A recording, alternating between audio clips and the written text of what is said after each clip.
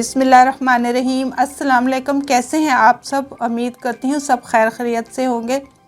अल्लाह ताला हम सबको नागहानी आफात से महफूज रखे और हमारे दस्तरखानों को हमेशा हरा भरा रखे। इस दुआ के साथ अपने वीडियो का आगाज़ करती हूँ।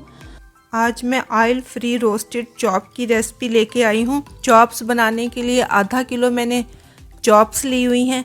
अब एक बाउल लेके चॉप्स के लिए मैरिनेशन तैयार कर लेते हैं। उसके लिए आधा कप मैंने दही लिया हुआ है और इसमें एक चुटकी के जितना ज़र्दा रंग शामिल कर दूंगी।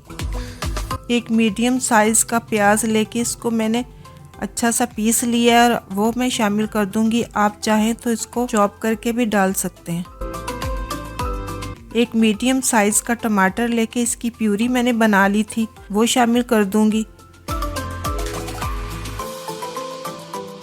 1 टीस्पून लहसुन पिसा हुआ शामिल कर दूंगी और 1 ही टीस्पून अदरक शामिल कर रही हूँ और इसके साथ ही 1 टीस्पून हरी मिर्च शामिल कर रही हूँ।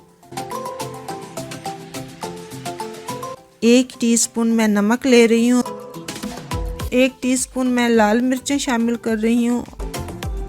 1 टीस्पून मैं कुटी हुई लाल मिर्च शामिल कर रही हूँ और 1 ही टीस्पून मैं ज़ीरा पाउडर शामिल कर रही हूँ।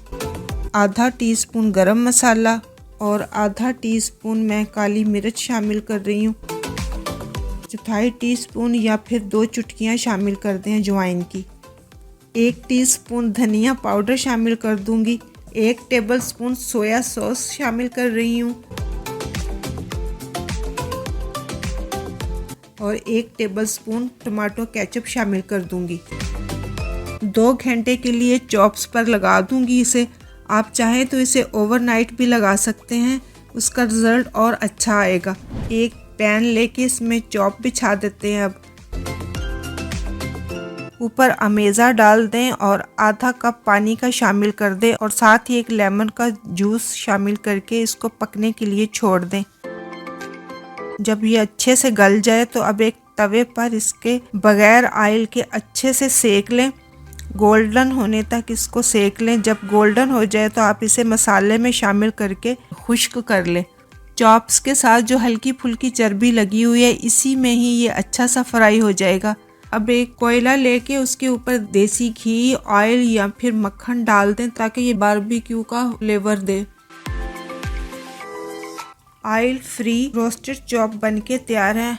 उम्मीद है आप लोगों को ये ऑयल फ्री रोस्टेड चॉप की रेसिपी पसंद आएगी। पसंद आए तो इसे लाइक, शेयर और सब्सक्राइब ज़रूर करते रहें। दुआओं में याद रखें। नेक्स्ट वीडियो तक के लिए अल्लाह हाफिज़।